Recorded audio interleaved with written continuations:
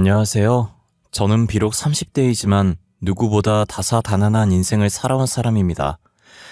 어렸을 때 부모님 사랑 한번 받아보지 못하고 컸던 제가 남편을 만나고 결혼까지 실패한 사연을 들려드리고자 해요. 지금은 우연한 기회로 부모님을 두 분 다 찾았긴 했지만 썩 기분은 좋지 않네요. 좋은 부모님은 아니셨거든요. 어릴 때 제 기억으로는 항상 부모님은 싸우고 계셨어요. 아빠는 형사셨는데 매일같이 다치고 들어오셨고, 엄마는 선생님이셨는데 그런 아빠의 직업을 정말 싫어하셨어요. 두 분이 그렇게 맞지 않았으면 결혼을 하면 안 됐었는데 중매쟁이를 통해 만나서 결혼까지 했다고 하더라고요. 집안에 사랑은 없었고 가정적인 부모님도 없었습니다. 툭 하면 아빠는 일주일 넘게 집을 들어오지 않았고 잠복 근무는 밥 먹듯이 하셔서 저는 항상 엄마랑 밥을 먹었어요. 엄마는 어린 제 앞에서 가리지 않고 아빠 욕을 하셨습니다. 결국 사이가 좋지 않으셨는지 갈라서기로 결정하셨다고 했어요. 아빠는 저를 꼭 안으며 미안하다고 우셨죠. 저는 그런 아빠를 보며 무슨 말을 해야 될지 몰라 멍청하게 서 있기만 했어요. 엄마는 제 양육권을 가져가셨고 아빠는 제게 명함을 주면서 꼭 아빠한테도 연락하라고 하셨었죠. 원래 살던 집은 아빠에게 주고 저와 엄마는 다른 동네에 집을 얻었어요. 그런데 엄마는 아빠를 너무 싫어한 나머지 아빠와 연락을 할 수 없게 막으셨었어요. 아까 네 아빠한테 받은 명함 어딨어? 그게 가져와. 이제 다시는 아빠랑 연락하면 안 돼. 알겠니? 왜요? 아빠가 보고 싶으면 언제든지 전화하라고 했단 말이에요.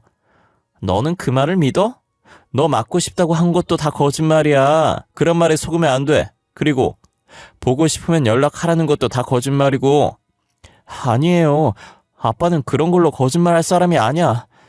이때까지 아빠는 다 거짓말했잖아. 어린이날 같이 놀이공원 가준다고 해놓고 안 갔지. 네 생일날 케이크랑 선물 사들고 오기로 했는데 안 왔잖아. 그건 거짓말 아니고 뭐야? 고작 초등학교 2학년인 제가 엄마와 아빠 중에 누가 거짓말하고 있는지 구분하기엔 너무 어렸어요. 그래서 엄마가 한 거짓말에 저는 속아 넘어갔죠. 아빠가 진짜 저를 보고 싶어 했으면 학교를 찾아오든 집으로 찾아오든 할 거라고 생각했어요. 하지만 한 번도 아빠로 보이는 사람은 본 적이 없었습니다. 엄마와의 이혼 후 한 번도 보지 못한 아빠의 모습은 제 머릿속에 지워졌어요. 제일 먼저 목소리가 지워졌고, 모습이 지워졌고, 얼굴도 지워졌죠. 그래도 아빠에 대해서 지워지지 않는 것은 이름이었습니다. 엄마한테 빼앗긴 아빠의 명함에서 이름을 잊지 않기 위해서 속으로 계속 되뇌었거든요. 엄마의 직업은 초등학교 교사였지만 아이를 별로 좋아하지 않는지 저를 방치했었어요.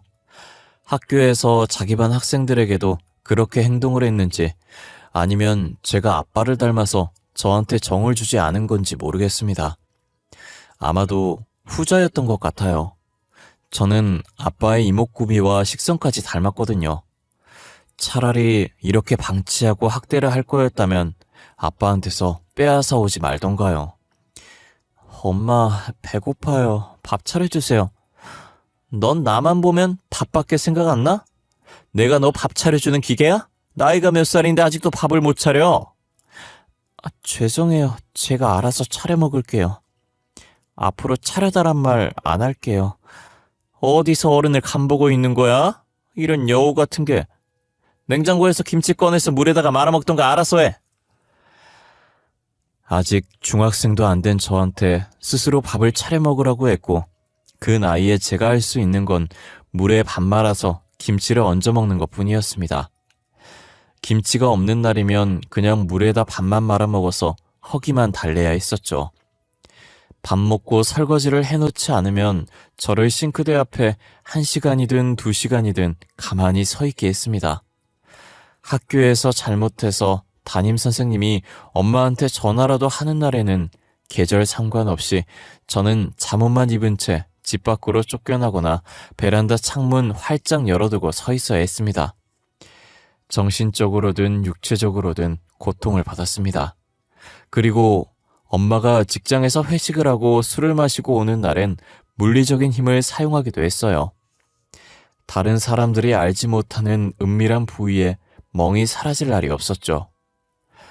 제 상태가 항상 우울하고 어두우니까 친구가 생길 일은 만무하고 오히려 왕따를 당했어요.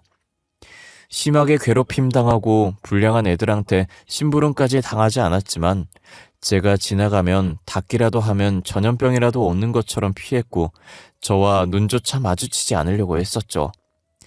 아이들과 마찬가지로 저도 그냥 혼자 있는 게 편했던 것 같아요. 혼자 있는 시간이 기니까 할 수 있는 거라곤 공부밖에 없었습니다. 그냥 혼자서 묵묵히 앞자리에 앉아서 선생님 말에 집중하고 교과서도 꼼꼼히 읽어보고 모르겠으면 교무실 가서 선생님한테 질문을 했죠. 그러면 선생님들은 제가 기특했는지 조금 오래된 문제지라도 주면서 참고하라고 지금처럼 모르는 거 있으면 물어보러 오라고 하셨어요. 덕분에 저는 중학교 성적은 상위권이고 제가 가고 싶은 기숙사 고등학교로 입학할 수 있었어요.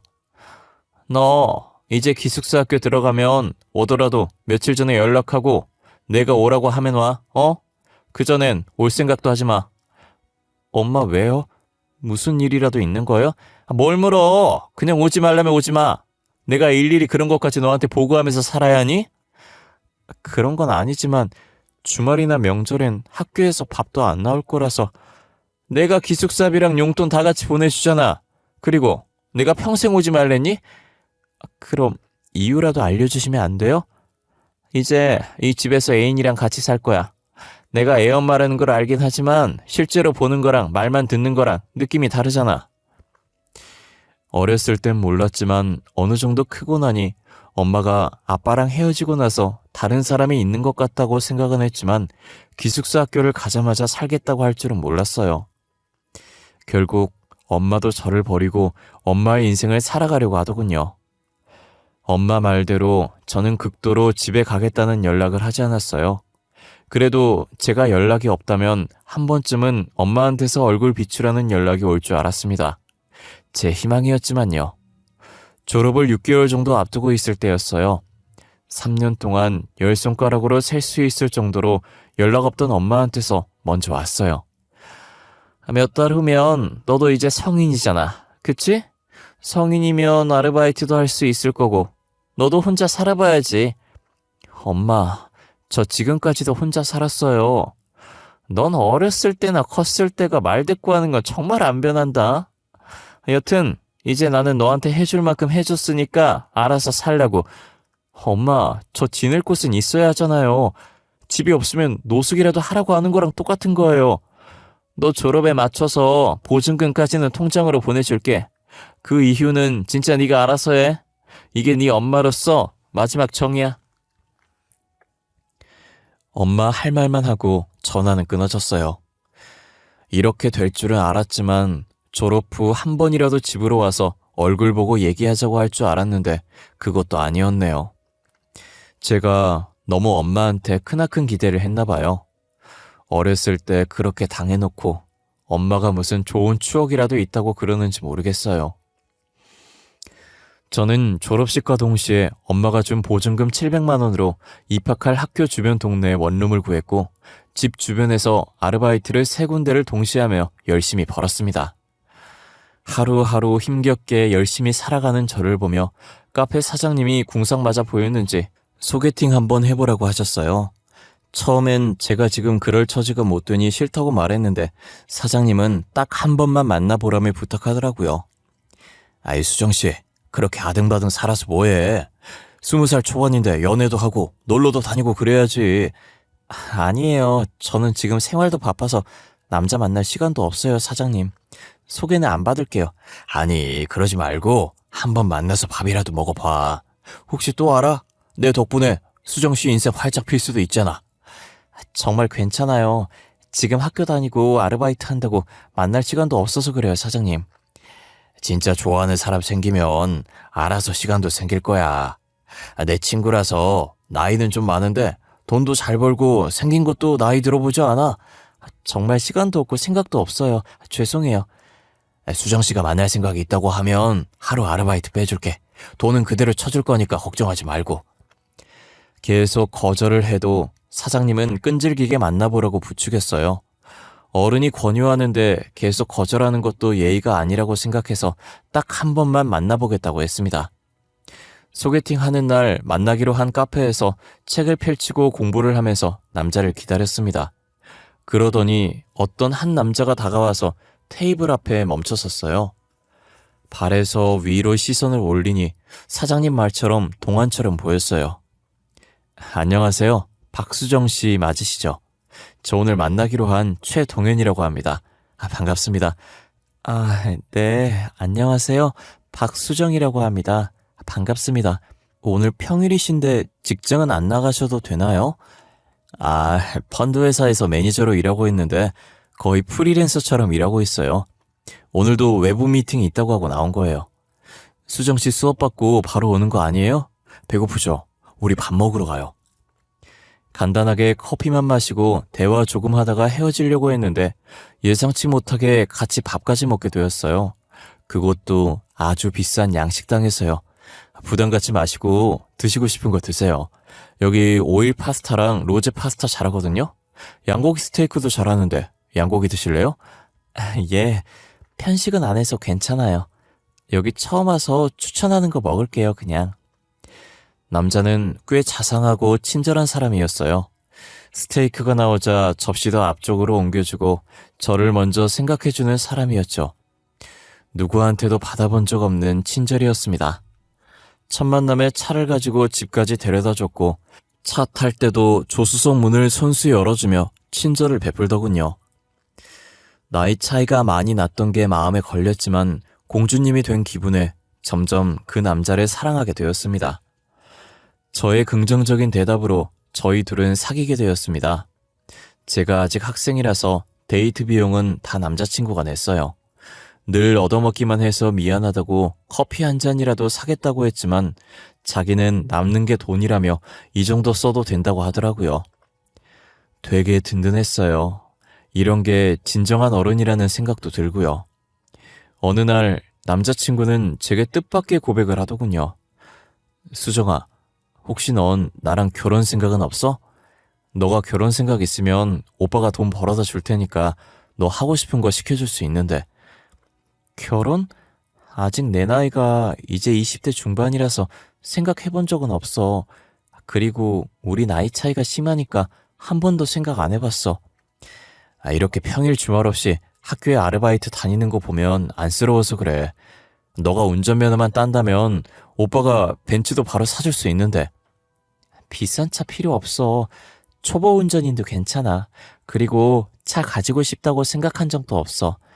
다 괜찮다고 하지 말고 진지하게 생각해봐.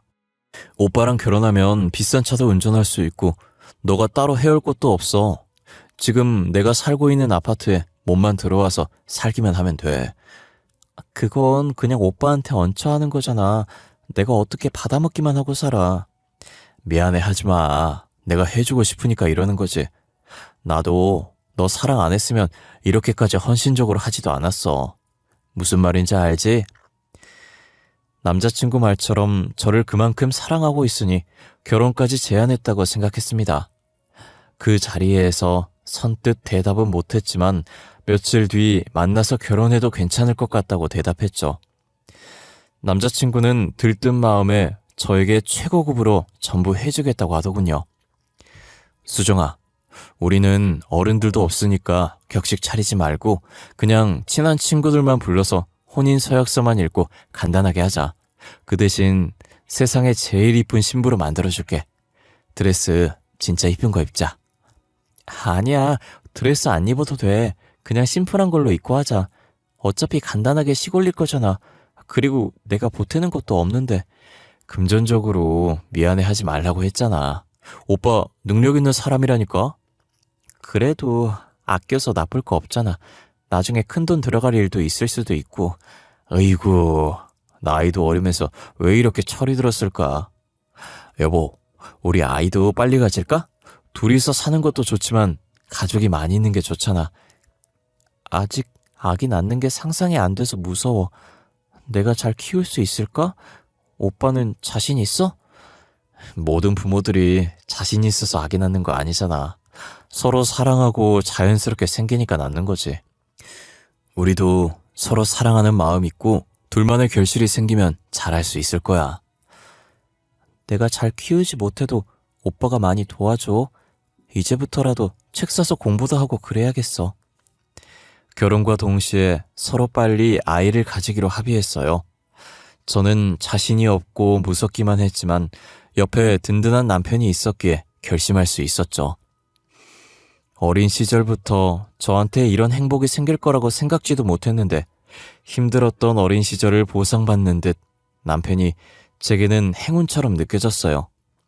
하지만 행복은 잠시 스쳐 지나가려는 바람이었는지 금방 화목한 가정이 깨져버렸어요.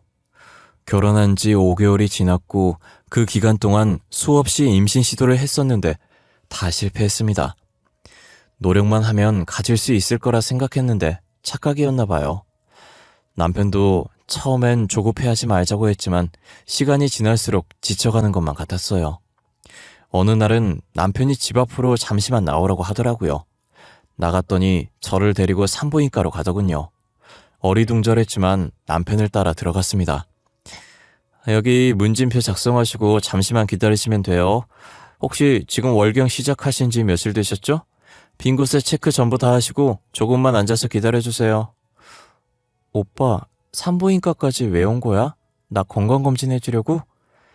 남편은 제 말에 대답하지 않고 상담실장님이 안내하는 방으로 들어가라고 했습니다. 저 혼자 들어가니 의사가 불임이 의심돼서 오셨냐며 저한테 묻더군요. 환자분 직접 예약하신 난임검사를 시작할게요. 지금 환자분 월경 3일차라 호르몬 검사하셔야 되거든요. 오른쪽 체열실 가서 피 뽑으시고 가면 됩니다. 다음날 며칠에 내원하시겠어요?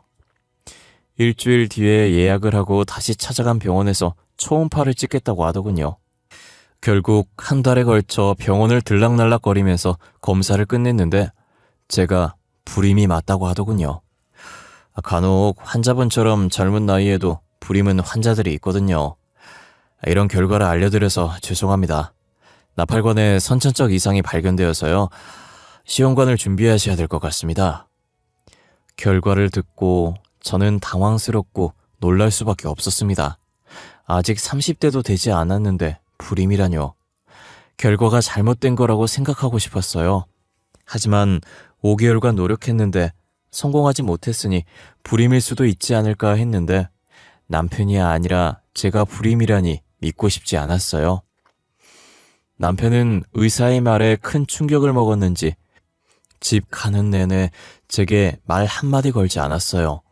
그리고 집안에 저를 내려주고 아무 말도 하지 않고 가버렸습니다. 그날 저녁 남편은 집에 들어오지 않았고 다음날 저녁이 돼서야 들어오더군요. 오빠 전화 온 거 못 봤어? 일 있어서 못 들어오는 거면 메시지라도 보내주지 그랬어. 걱정했잖아. 남자가 사회생활 하다 보면 조금 늦을 수도 있고 못 들어올 수도 있는 거잖아. 일일이 보고라도 하라는 거야 지금? 그런 게 아니라 연락이 없으니까 걱정돼서 그런 거잖아. 부부로서 걱정할 수도 있는 거고. 나 어제 밤새 일 때문에 시달려서 지금 너무 피곤하거든. 더 피곤하게 만들지 말고 연락 없으면 무슨 일 있구나 하고 그냥 넘어가. 오빠 피곤한 건 알겠는데 나도 오빠 걱정 때문에 잠 못 잤단 말이야.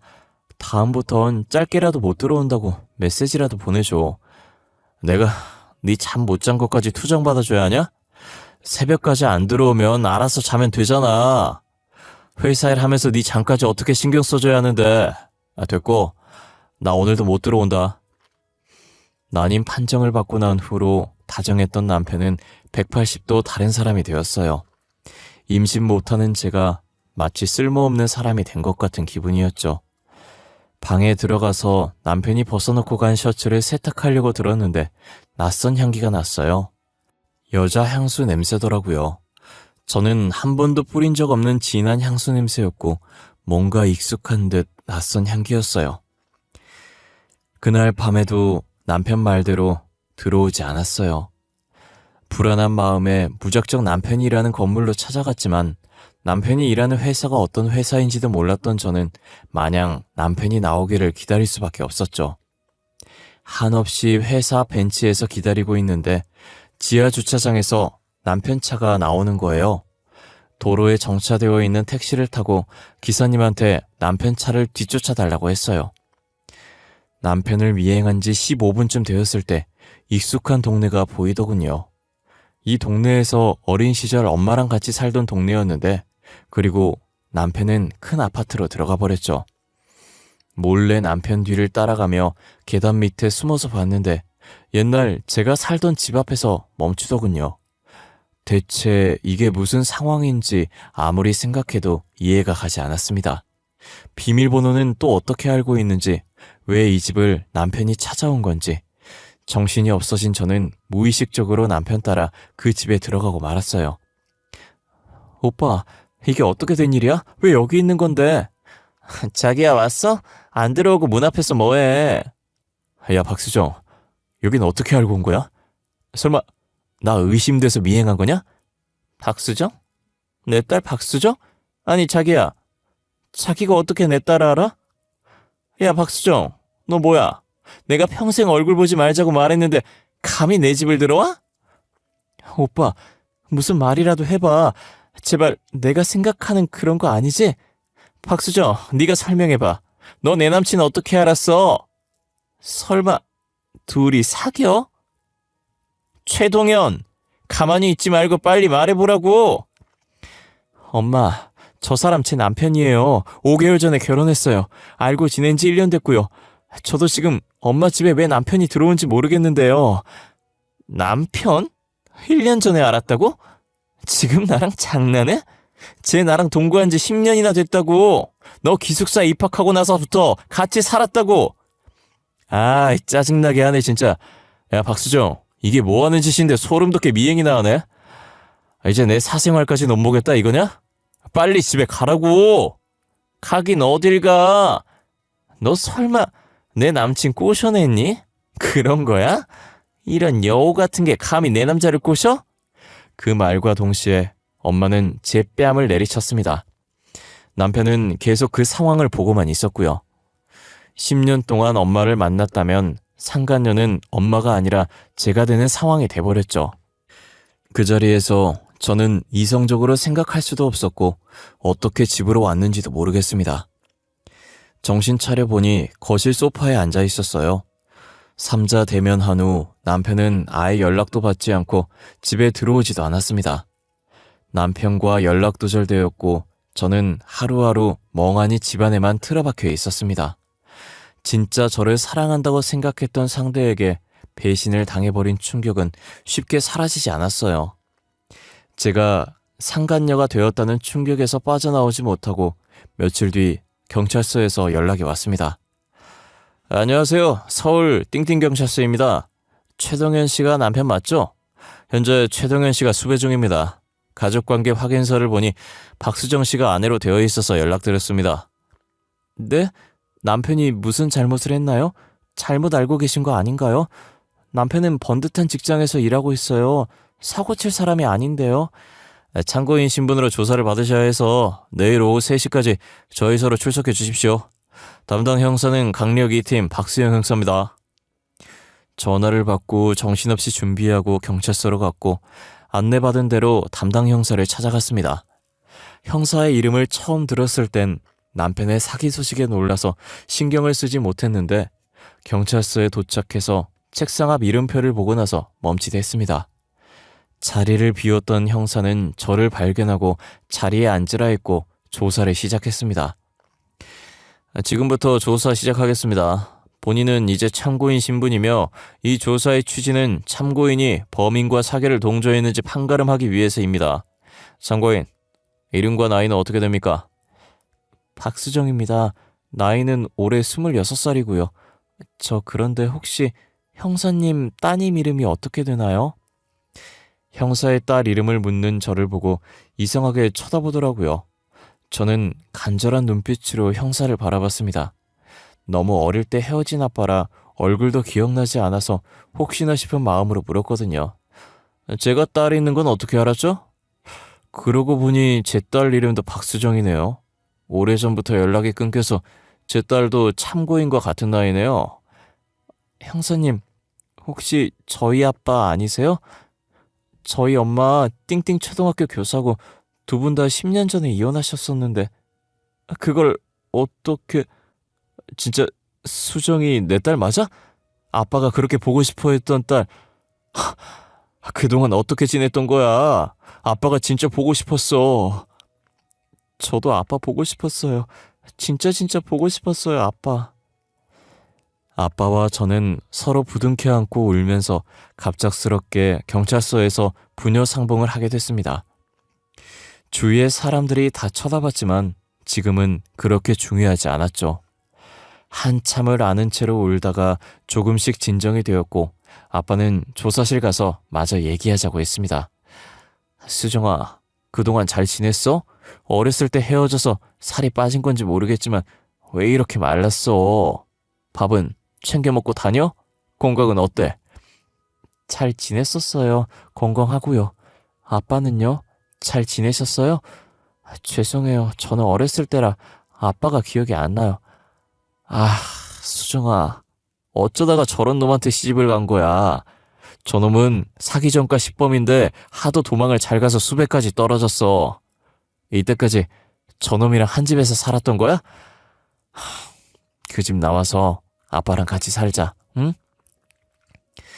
아빠 말대로 사기꾼 남편을 피하기 위해서 아빠 집으로 들어갔습니다. 같이 살지 않은 횟수가 10년이 되어서 서먹했습니다. 하지만 서로에게 적응하려고 정말 많이 노력했습니다. 그런데 아빠가 뜻밖의 말을 해주더군요. 그동안 왜 아빠 연락을 안 받은 거야? 아빠가 그렇게 미웠어? 네? 엄마 말로는 아빠가 절 싫어해서 엄마한테 버린 거라고 했어요. 그래서 아빠가 준 명함도 엄마가 버렸어요. 보고 싶으면 연락하라는 것도 거짓말이라고. 그런 걸 거짓말하는 부모가 어딨어? 엄마랑 이혼하고 나서 너한테 연락이라도 올까봐 명함에 있는 번호 그대로 쓰고 있었어. 아빠는 늘 거짓말만 하는 사람이라고 했었어요. 오히려 아빠가 절 버렸다고 해서. 어렸을 때 너한테 지킬 수 없는 약속한 건 맞지만 거짓말은 아니었어. 난 언제든 널 데리고 오려고 너희 엄마한테 연락했는데 너희 엄마는 한 번도 연락을 주지 않더구나. 엄마한테 연락하셨었어요? 저는 몰랐어요. 아빠와 같이 살게 되면서 제일 먼저 한 건 서로에 대한 오해를 푸는 일이었어요. 엄마는 10년이 넘도록 중간에서 거짓말을 해오셨어요. 아빠가 날 버렸다는 식으로 말이에요. 하지만 아빠는 제 연락을 기다리며 번호도 10년째 바꾸지 않으셨더라고요. 그렇게 아빠와 같이 산 지 지금은 2년이 다 되어가네요. 여러분께 제 사연을 제보해야겠다고 마음먹은 이유도 최근 있었던 일 때문인데요. 처음 보는 번호로 연락이 와서 받았는데 엄마였어요. 그때 전 남편 옆에서 뺨을 맞은 이유로 엄마와 첫 통화했어요. 그런데 엄마가 전화를 건 이유를 듣고 평생 죽을 때까지 엄마를 저주하고 싶었습니다. 수정이니? 엄마야. 지금 어디서 어떻게 지내고 있어? 지금 엄마가 자궁암 판정을 받아서 아파. 근데 간호할 사람이 없어서 연락했어. 네? 그런데요? 그게 저랑 무슨 상관인가요? 저한테 간호를 바라고 연락한 건가요, 설마? 당연히 네가 내 딸인데 딸로서 엄마가 아프면 간호해야지. 내가 이때까지 널 얼마나 아꼈는데. 자식된 도리로 엄마 병원비 정도는 보태줄 수 있잖아? 딸보다 중요한 남편이었잖아요. 최동현 씨 말이에요. 비록 혼인신고 없이 동거만 했다고 해도 10년이면 사실혼이에요. 그 자식 사기꾼이었어. 교도소 들어가서 징역 살고 있다고. 네가 엄마 난자 뺏어서 결혼했으니까 속죄하는 셈 치고 간호랑 병원비 내주면 되겠네. 엄마, 양심 없으세요? 저 어렸을 때 혼자 컸어요. 저 엄마한테 학대도 당했잖아요. 근데 병원비 달라고 하는 게 정상적인 사고라고 생각해요? 학대라니? 지금 무슨 소리 하는 거야? 누가 들으면 오해하겠다. 수정아, 그러지 말고 지금 어디 있는지 말해주면 엄마가 갈게. 얼굴 보면서 얘기하자. 아니요. 엄마는 남자한테 미쳐서 어린 딸도 나 몰라라 했잖아요. 당신은 부모 자격 없어요. 저한테 자식돌이 바라지 마시라고요. 저를 한 번도 자식이라고 생각해 본 적 없는 엄마가 저한테 자식된 도리로 도와달라고 말하더군요. 그 뻔뻔함에 정말 치가 떨렸습니다. 어떻게 저한테 간호를 부탁한다는 말을 저리도 쉽게 내뱉는지. 제가 힘들 때 한 번도 도와주지 않았으면서 자기가 힘들어지니 연락할 사람이 저밖에 없었나 봅니다. 제가 최근 겪은 일 때문에 정신적으로 너무 불안해져서 정신과에서 약을 처방받고 있어요. 아빠가 너무 잘해주셔서 빨리 괜찮아질 것 같아요. 엄마와 마지막 전화통화가 트라우마처럼 계속 맴도는데 언젠간 제 머릿속에서 사라지겠죠? 제 우울한 이야기 들어주셔서 감사합니다. 일교차가 큰 환절기인데 감기 안 걸리게 조심하시고 제 사연 들으신 여러분들 다 좋은 일만 가득했으면 좋겠습니다. 감사합니다. 좋은 하루 보내세요.